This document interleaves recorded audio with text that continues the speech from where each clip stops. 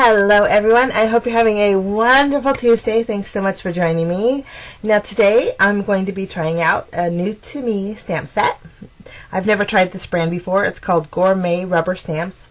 But what caught my eye was the cute little spelling of this pumpkin. The sentiment says, "You're my pumpkin." But I just thought it was so cute. The stamp set itself is small. It's only about 2¼ inches by 2¼ inches. So again, I just love my itty bitty stamp sets. So this is one more for my collection. Okay, I have a piece of vanilla cardstock. I'm putting it in my Tim Holtz stamp platform here.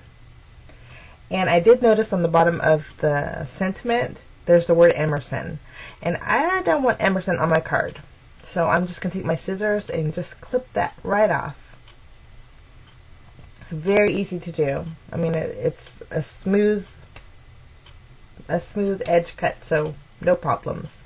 On the back here, there's a piece of, I guess it's like a paper protector. I'm just going to remove that and put that in the center of my paper here. And then I'm going to switch my plate over from the rubber side, or I'm sorry, from the clear side to the rubber side. Okay.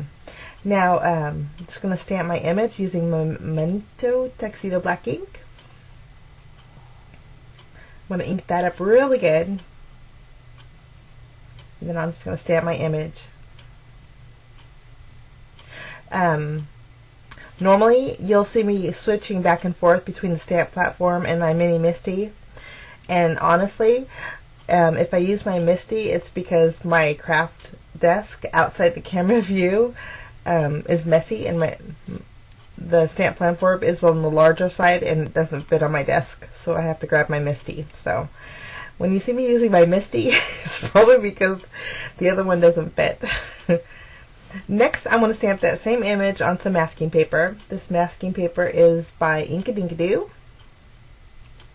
And I thought I could get away with putting it in the corner, but I'm just going to end up putting that in the middle.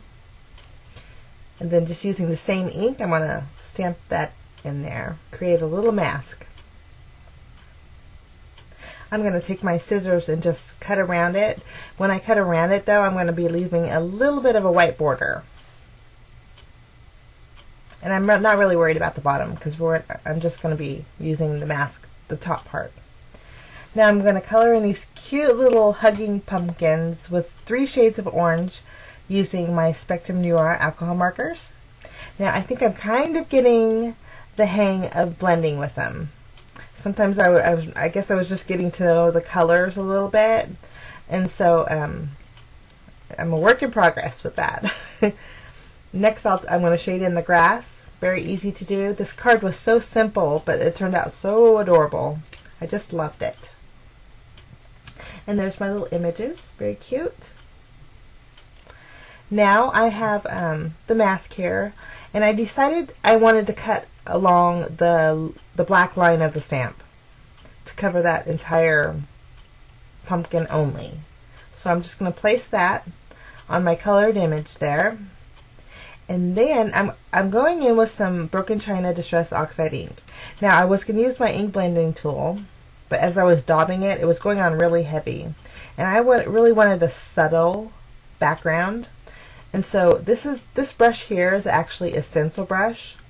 And I love them for really soft coloring backgrounds. And so I'll leave a link below to where you can check them out. I like them because, well, the price point on them is excellent. And it just gives a really softness. And I don't have no sharpness to it. But I'll leave a link below to where you can check those out too. Good investment they are. So I'm going to remove my mask, and you can see how subtle that background is. Very soft. Lovely. Okay, now these are some scalloped or stitch scalloped rectangle dies from My Favorite Things. And I'm going to take one and cut out my panel here. Using a piece of Post-it tape, I'm just going to secure it, and I'm going to run that through my die cut machine. Lovely. Now, from my stash I have this very old paper pad. It's from We Are Memory Keepers. It's called Happy Camper, but it has a lot of fall colors in it. So I really like this wood grain green paper. I'm going to use that, and then I want a splash of color. So I think this plaid paper, it works out really well. I was going to use the polka dots, but then changed my mind. I figured the plaid looked better. Now using that stitch rectangle die, I'm going to place it on the top here and cut that out. And then using a large scalloped die, I'm taking that wood grain and cutting that out as well. Now I wanted the scallop edge around my panel so it just kind of flowed better, but then I changed my mind and decided I didn't want the scallop edge. So I'm just taking my scissors and then I'm going to go around that stitch edging and just cut the scallop part off. Didn't want that on there.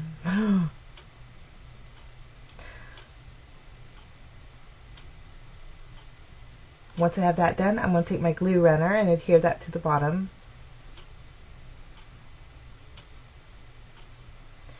And then I want to add a cute little bow. So I'm going to take my craft knife and along the edge of the plaid paper here, I'm going to cut out 2 slits. Just long enough for my ribbon to fit. And then I have this, it's pretty thin green ribbon. I'm going to thread that through my panel here. I'm going to wrap it around the back, and then I'm just going to tie a pretty little bow. After I tied my bow, I'm going to trim off the excess. And then I'm going to pop that panel up with some foam tape and adhere it to the wood grain. And then I'm going to pop up that wood grain with some foam tape and place it right in the center of a standard A2 size vanilla card base. And that's my card for today. Oh, I did add Winkostella to those pumpkins. But I hope this gives you an idea on what to do with those little itty bitty stamps you have. And again, I'll leave links below. I wish you a fantastic day. Thanks so much for stopping by. Bye-bye.